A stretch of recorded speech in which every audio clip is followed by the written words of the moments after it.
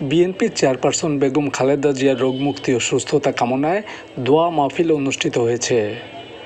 দুপুরে বোয়ালমারী উপজেলার ঐতিহ্যবাহী সাতর শাহী মসজিদে দোয়া মাহফিলের আয়োজন করেন ফরিদপুর ১ আসনের বিএনপির মনোনয়ন প্রত্যাশী জাতীয়তাবাদী কৃষক দলের কেন্দ্রীয় কমিটির সহসভাপতি ও সাবেক সংসদ সদস্য খন্দকার নাসিরুল ইসলাম। বোয়ালমারী উপজেলা বিএনপির ব্যবস্থাপনায় দোয়া মাহফিলে বেগম খালেদা জিয়ার রোগমুক্তি ও সুস্থতা কামনায় বিশেষ দোয়া করা হয়। দোয়া পরিচালনা করেন সাতর শাহী মসজিদের ইমাম মুফতি মাহমুদুল হাসান। দোয়া মাহফিলে বিএনপি যুবদল, ছাত্রদল, স্বেচ্ছাসেবক দলসহ সহযোগী সংগঠনের নেতাকর্মী ছাড়াও স্থানীয় মুসল্লিরা দোয়ায় অংশগ্রহণ করেন। অনুষ্ঠানে প্রধান অতিথির বক্তৃতায় খন্দকার নাসিরুল ইসলাম বলেন, আওয়ামী লীগ সরকারের আমলে দেশনেত্রী বেগম খালেদা জিয়াকে বিনা বিচারে দীর্ঘদিন কারাগারে আটকে রেখে নানাভাবে নির্যাতন করা হয়েছে। তাকে চিকিৎসা সেবা পর্যন্ত দেওয়া হয়নি। খন্দকার নাসিরুল ইসলাম বেগম খালেদা জিয়ার জন্য সকলের কাছে দোয়া কামনা করেন। একটি ফ্যাসিস্ট গভর্নমেন্ট অন্যায়ভাবে মিথ্যা মামলা দিয়ে তাকে আটকে রেখেছিল, তাকে ন্যূনতম চিকিৎসাও দেওয়া হয় নাই। বিনা চিকিৎসায় সে ধুকে ধুকে উনি মৃত্যুর মুখোমুখি হয়েছিলেন।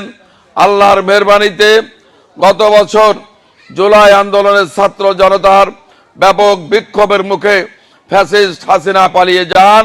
তারপর আমাদের নেত্রী কারামুক্ত হন এবং আপনারা জানেন ওই সময় আমরাও কারাগারে ছিলাম। আমরা আপনাদের দোয়ার বরকতে কারামুক্ত হয়ে আপনাদের মাঝে ফিরে আসতে পেরেছি। দেশ নিয়ে যতই ষড়যন্ত্র হোক না কেন, আপনাদের কাছে আমরা একটি অনুরোধ করতে চাই। অতি সম্প্রতি আমাদের প্রিয় নেতা তারেক রহমান উনি স্পষ্টভাবে বলেছেন, ওনার দল বাংলাদেশ জাতীয়তাবাদী দল যদি বিজয়ী হতে পারে এবং উনি প্রধানমন্ত্রী হতে পারেন, তাহলে এই দেশ চলবে ইসলামী হুকুমত অনুযায়ী। আল্লাহর নবী, আল্লাহর রসুল যেভাবে দেশ পরিচালনা করেছিলেন, অর্থাৎ ইসলামী বিধান মোতাবেক এই দেশ পরিচালিত হবে। একটি দল বিভিন্নভাবে ইসলামের কথা বলে, তাদের মার্কার কথা বলে আপনাদেরকে বিভ্রান্ত করতে চায়। মনে রাখবেন, কোরআন শরীফে কোনো এরকম কোনো বিধান নেই যে কোনো মার্কায় ভোট দিলে জান্নাতে যাওয়া যাবে। এটি একটি মিথ্যা কথা, এটি একটি বিভ্রান্তিকর কথাবার্তা। আপনারা দেখেছেন গত পূজায়, দুর্গা পূজায় তারা মন্দিরের সামনে যে মূর্তির সামনে তারা নত হয়ে সভা দিয়েছে, তারা গীতা পাঠ করেছে, তারা মনে হয় যেন তারা সনাতন ধর্ম গ্রহণ করেই ফেলেছে। বন্ধুরা আমার, আমরাও সনাতন ধর্মাবলম্বী যারা আছেন এদেশে, তাদেরকে আমরা চাই তারা শান্তিপূর্ণভাবে এদেশে বসবাস করুক। কিন্তু আমার ধর্ম আমি করব, তাদের ধর্ম সে করবে, আমরা সেই নীতিতে সেই ভিত্তিতে আমরা চলি। কিন্তু ওই দলটি কি করলো, তারা মনে হলো যে তারা হিন্দু হয়ে গেছে। তারা মন্দিরে মন্দিরে যে দাড়ি টুপি মাথায় দিয়ে মূর্তির সামনে তারা নাচানাচি করেছে।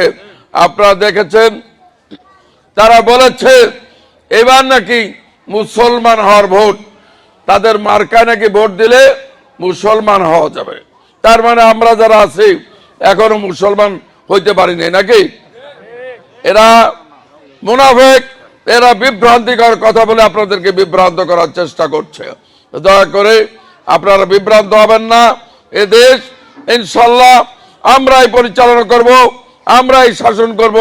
ন্যায়ের ভিত্তিতে আমরা বৈষম্যহীনভাবে এই দেশ, এই সমাজ পরিচালনা করব ইনশাল্লাহ। যে যে দলই করেন না কেন, আমাদের কাছে কোনো ভেদাভেদ নেই। আমাদের দরজা সকলের জন্য উন্মুক্ত। বিগত 17 বছর যারা খুব বাড়াবাড়ি করেছেন, যারা লুটপাট করেছেন, চাঁদাবাজি করেছেন, মানুষের সম্পদ লুট করেছেন, তাদের ব্যাপারে আমাদের রিজার্ভেশন আছে। কিন্তু যারা বাধ্য হয়ে ওই দলের সঙ্গে থাকতে বাধ্য হয়েছিলেন, তাদের জন্য আমাদের দরজা সম্পূর্ণভাবে উন্মুক্ত। আপনারা আমরা সকলে মিলে এই দেশ পরিচালনা করব ইনশাল্লাহ। অচিরেই আপনার আমাদের সকলের দোয়ার বরকতে আমাদের প্রিয় নেত্রী সুস্থ হয়ে বাসায় ফিরে আসবেন, এই দেশ পরিচালনা করবেন, এই দল পরিচালনা করবেন। আমরা আশা করি অচিরেই আমাদের নেতা তারেক রহমান লন্ডন থেকে দেশে ফিরে আসবে।